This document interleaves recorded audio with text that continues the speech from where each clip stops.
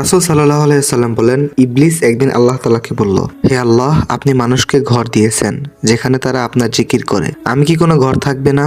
আল্লাহ বললেন, তোর ঘর হচ্ছে গোসলখানা। ইবলিস বলল, আল্লাহ, আপনি তাদেরকে বিভিন্ন মজলিস দিয়েছেন, আমার কি কোনো মজলিস থাকবে না?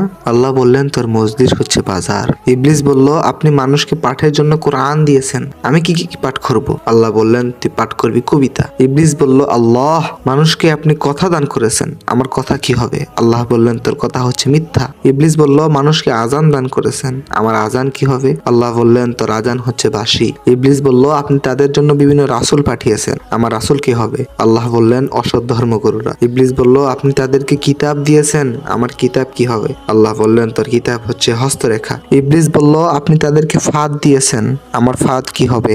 আল্লাহ বললেন, তোর ফাঁদ হচ্ছে নারী।